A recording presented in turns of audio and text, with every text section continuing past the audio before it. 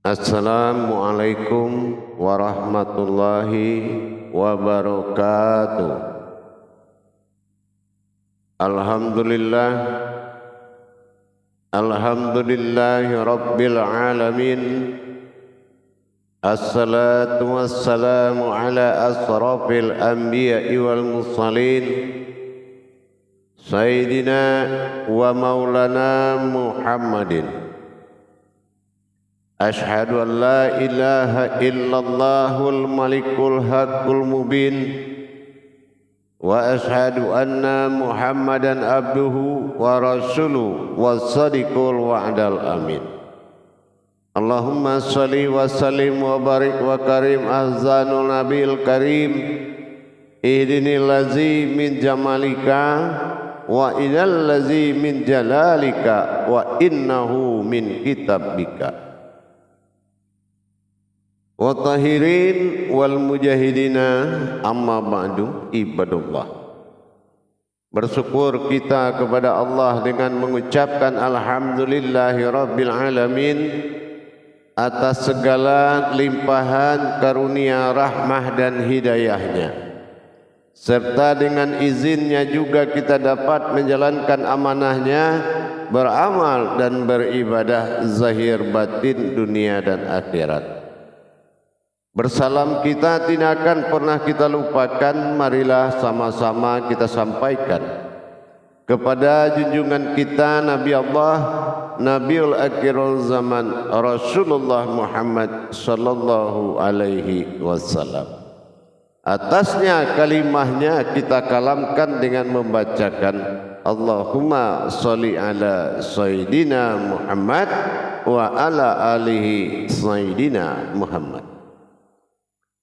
Alhamdulillah, bertemu lagi dengan saya Guru Mursyid Syekh Nur Muhammad Buya Irwan Maulana Al-Khalidi, Sumatera Barat, dalam makom majelis zikir Ma'rifatullah dalam tayangan YouTube Buya Pasaman Timur. Kupas tuntas hakikat ilmu, amal dan ibadah demi meningkatkan iman dan takwa kita kepada Allah Subhanahu wa ta'ala, yang insya Allah pada waktu dan kesempatan ini saya akan berbagi wawasan dan ilmu tentang tajalli diri kepada Allah melalui perjalanan rohani kita. Inna lillahi, dari Allah, kembalinya kepada Allah. Masa din perjalanan ini akan menjadi suatu ungkapan siapa yang datang dan siapa yang pergi. Siapa yang datang dan siapa yang pergi ini adalah suatu kodrat yang wajib menjadi ta'aruf diri kita kepada Allah. Benar-benar kita harus memahami kodrat pentajalian ini ada dan tiada, wujud dan maujud. Berbicara tentang bagaimana yang dikatakan sesuatu pencarian, bukan Allah tidak ada dicari. Allah itu ada, tidak perlu dicari. Tetapi wajib bagi kita itu mengenal. Tanpa kita mengenal, tidak akan terjadi hubungan tauhid. Mengenal di sini hanya dua perkara, adanya Tuhan dan adanya umat. Bukan kita mencari Tuhan, bukan kita mencari tahu siapa Tuhan dan siapa umat, tetapi wujud Tuhan dan mewujud kodratnya umat dari dirinya sendiri. Ini yang menjadi hal wajib dikaji. Kalau kita bercerita mengenai nafs atau diri sebagai tajalli yang dihalalkan, bukan karena diri-diri yang banyak, tetapi diri yang menyebabkan batin-batin yang banyak yang akan terhimpun menjadi sesuatu yang berdiri. dalam tajalli asma bernama Allah, terwujudlah sebuah wujud di dalam nama yang menjadi sembahan oleh sekalian alam. Apa wujud yang disembah oleh sekalian alam itu? Rabbil alamin. Mana Tuhan yang sekalian alam itu? Mana wujud yang disembah oleh sekalian alam itu? Inilah yang mewajibkan kita mengenal lebih jauh, karena dikhawatirkan seseorang itu menyembah nama daripada Allah tetapi tidak menyembah kodrat ketuhanan yang bernama Allah. Untuk itu kita memahami kembali, belajar tentang wawasan tentang sebuah wujud yang dikatakan diri. Diri bukanlah tempatan suatu keumatan bagi kodrat-kodrat yang diciptakan. Kodrat sesuatu yang berdiri adalah diri, bukanlah dinamakan dia diri karena Tuhan tidak berwujud sebuah diri, maka Allah mendirikan sesuatu yang berdiri yang bernama diri. Kalau diri yang dimaksud oleh Allah adalah yang berdiri, sesuatu yang berdiri. Jadi kalau yang berdiri ini tidak boleh ada unsur keumatan. Kenapa? Karena namanya saja asmanya Allah, tidak mungkin isi dari asma itu ada keumatan. Keumatan yang dimaksud adalah keumatan yang diwajibkan beribadah. Tetapi keumatan yang menyembah itu tidak selalu wujudnya ibadah, tergantung makomnya. Dalam hal ini para jemaah sekalian, kita wajib berwawasan terhadap yang berdiri. Sesuatu yang berdiri itu adalah wujud yang ada di dalam asma yang disebut Allah. Dikatakan sebuah diri ini kita harus memiliki pemahaman dan pengalaman dulu. Apa yang dimaksud dengan sebuah diri? Diri ini ada dua. Ada diri yang berdiri tanpa didirikan. Nah, ini dinamakan kodratnya jauhar. Dan kedua, ada diri tidak bisa berdiri tanpa didirikan, wajib didirikan dulu. Nah, ini Arab, bersifat Arab. Apa yang dimaksud dengan kata jauhar atau Arab? Lebih dalamnya kita bisa mengenal, yaitu kata jauhar ini berhubungan dengan sifat hak bagi Allah. Tapi kalau yang bersifat arat, nah ini disebut dengan sifat al-qal. Al-qal ini adalah sifat yang didirikan atau dikatakan hakikatul wujud. Jadi yang berdiri, yang sesuatu yang berdiri ini adalah hakikatul wujud. Itu wujud yang hakikat. Jadi dikatakan sesuatu wujud, hakikatul wujud ini adalah himpunan dari semua yang dijadikan kepada alam dan berdiri sebuah wujud, kesimpulan dari apa yang telah dijadikan untuk sekalian alam tadi. Dari mana batin-batin yang ada di dalam alam itu? Itu dari dalam namanya. Dari mana zat-zat yang ada di alam ini? Dari dalam namanya. Dari mana nur-nur yang ada di dalam alam ini? Dari dalam namanya. Dari mana nurul-nurul berasal? Dari dalam namanya. Dari mana ruh-ruh itu berasal? Dari dalam namanya. Dari mana sir-sir berasal? Dari dalam namanya. Dan dari mana zahir itu berwujud? Dari dalam namanya. Inilah yang berdiri, berbentuk sebuah diri. Wujud yang dimaksud bukan wujud atau mawujud. Wujud yang dimaksud ada tapi tidak berbentuk. Itu namanya wujud.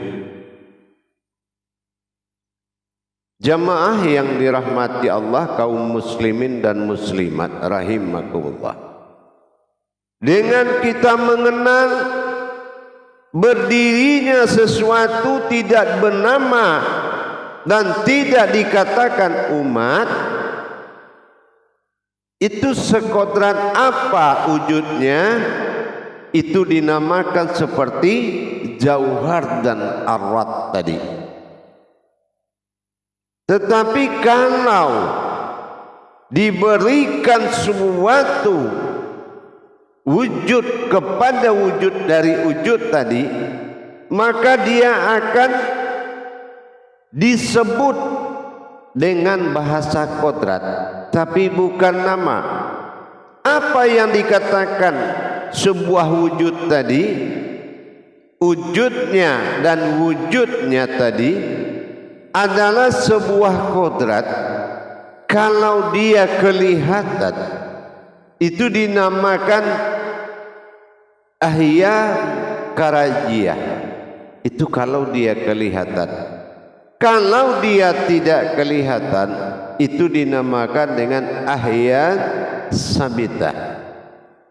Jadi dengan adanya sifat-sifat yang berdiri itu, sifat nampak atau kelihatan, itu dinamakan dengan sifat ahya karajiyah.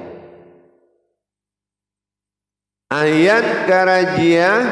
Dan kalau ada dan berdiri sifat itu dinamakan dengan ahyan sabita. Untuk dihimpun sebuah yang bernama diri tadi, kita ingat jalur-jalur untuk mendapatkan hakikat diri tadi. Hakikat sesuatu yang berdiri berasal dari wahyu Allah dinamakan dengan kudus, yaitu ruh yang suci, dikatakan ruhul kudus. Ruh yang suci inilah yang akan menjadi suatu batin yang paling mulia, batin yang sangat dimuliakan Allah. Kalau dia berdiri batin itu, maka dia akan menjadi Tuhan oleh sekalian alam. Batin yang dimaksud wasadikul wa'dal amin, yaitu batin sebuah wujud yang berdiri dengan nyata. Ashadikul wa'dal amin, ba'dal amin, satu-satunya diri yang nyata, yang nyata. Apa wasadikul wa'dal amin? Yakin, percaya dan tidak boleh kamu ragu. Wasadikul wa'dal amin, sesungguhnya itu adalah diriku. Inilah wujud yang berdiri dengan tidak adanya pemahaman asma-asma lain yang ada di dalam wujud yang berdiri tadi. Maka dikarenakan wujud inilah yang menjadi Rohul Kudus, yang ruh yang sangat suci, yang kita namakan dengan diri batinnya Allah yang disebut Ahmad. Ahmad ini adalah batin, zat batinnya Allah, batin dari zatnya Allah yang kita kenal dengan yaitu sifat bi'alaihim, yaitu batin Tuhan yang berwujud diri. Kalau na'an amta alaihim, diri batin yang terlihat. Tapi kalau bi'alaihim adalah kodrat yang berdiri, ya, kodrat yang berdiri. Bi'alaihim. Nah, kodrat yang berdiri inilah yang dikatakan sebuah wujud jauhar yang disebut diri awal, ya. Jauhar ini disebut dengan diri awal atau wujud awal. Golongan dari jauhar ini adalah kodratnya berupa pantulan, ya, berupa pantulan yang membuat jasad ini terlihat. Jadi jasad ini adalah pantulan dari jauharnya Allah, diri suci, batin suci, yaitu Ruhul Kudus, batin sucinya Allah. Ini yang dikatakan diri jauhar atau yang berdiri. Nah, dalam hal ini para jemaah sekalian, disebut juga dengan diri jauhar ini dengan sifat diri wujud. Jemaah yang dirahmati Allah. Jadi kalau kita melihat wujudnya, tidak boleh dikatakan Adam, tidak boleh dikatakan Muhammad dalam kajian diri. Tapi ini adalah kaji sesuatu yang berdiri.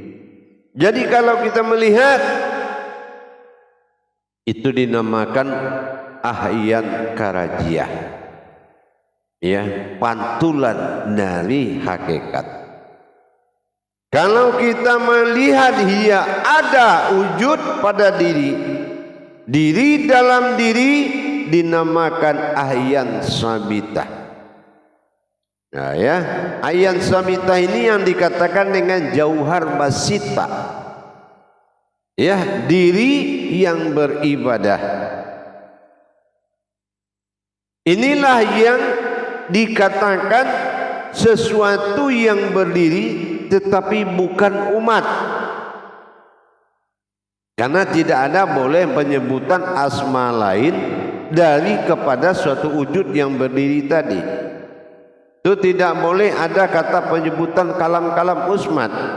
Kalam-kalam umat itu nurani, rohani, rabbani, itu tidak boleh. Kenapa? Asmanya sudah ada, Allah, ya, asmanya sudah ada, bernamakan Allah. Jadi tidak boleh lagi pemasangan asma-asma lain. Jamaah yang dirahmati Allah rahimakumullah. Jadi kalau kita sudah mengerti bagaimana yang dikatakan sesuatu yang berdiri tadi adalah suatu kodrat yang tidak ada keumatan di dalam kodrat tersebut. Jamaah yang dirahmati Allah, sebagaimana Allah katakan tafaraku fil qatul Allah wala tafaraku fi izzatullah. Pikirkanlah olehmu makhluk Tuhan, tapi jangan kau pikirkan zatku. Artinya apa? Silakan kita memikirkan tentang kodratnya, tapi jangan kau pikirkan tentang dirinya, karena hanya melalui kodratnya lah engkau mendapatkan sebuah diri, yaitu sesuatu yang berdiri. Untuk itu jemaah sekalian, kita harus mengerti dan memiliki wawasan tentang sesuatu yang berdiri dengan tingkatan yang disebut diri. Kalau yang kita kaji selama ini atau yang lain mengkaji-kaji di dalam ahli ma'rifat, kata diri ini adalah efek dari keinsanan menuju sifat keinsanan. Tetapi kalau yang dikatakan yang berdiri bukan suatu wujud keinsanan, tetapi wujud Tuhan yang bernama Allah. Sebuah mawujud oleh Tuhan ilah badal tunggal yang bernamakan Allah. Inilah yang menjadi diri yang disembah. Apabila kita telah mendapatkan pemahaman atau pentajalian makom-makom batinnya, zatnya, nurnya, sirnya, wujudnya menuju makom asma, maka percampuran dari semua kodrat-kodrat batin yang maujud itu menjadi satu wujud, itu ada memiliki nama-nama ketuhanannya, bukan nama keumatan kita, tetapi adalah keumatan dirinya sendiri. Bukan keumatan yang bersifat wujud atau mewujud seorang umat, tapi wujudnya dirinya dalam menjadi umat. Faktor yang dikatakan menjadi umat itu adalah aku dizahirkan untuk menyembah. Disinilah para jemaah sekalian, kita mendapatkan marwah perjalanan 4x7 yang bertajali kepada alam tulisan alif lam lam ha harfiah dan hijaiyah. Akan lahir, akan terlihat dan akan mewujud sebuah wujud yang berdiri. Apabila wujud itu berdiri, maka alam akan menyembah dan memuji kodrat tersebut. Jadi kita jangan hanya tahu bagaimana menjadikan sebuah wujud diri atau dikatakan dengan sifat arat tadi, tetapi kita juga harus tahu ada diri yang berdiri tanpa didirikan. Itulah diri yang berkodrat jauhar. Dengan adanya pemahaman sesuatu yang berdiri nanti dalam pelajaran dan perjalanan rohani kita, maka kita akan fokus menyelesaikan bagaimana tadaburnya adanya sesuatu yang berdiri di dalam asmanya. Insya Allah mudah-mudahan jamaah dengan kita tekun sami'na wa ta'na amanah, mudah-mudahan kita selalu mengikuti perjalanan dan pelajaran ke jalan Allah dalam rangka bermuqarabun kepada Allah Subhanahu wa taala. Bagi jamaah atau hadirin kaum muslimin dan muslimat yang ingin mengikuti bimbingan rohani ini, silakan menghubungi nomor telepon yang telah kita siapkan di layar deskripsi Buya YouTube Buya Pasaman Timur.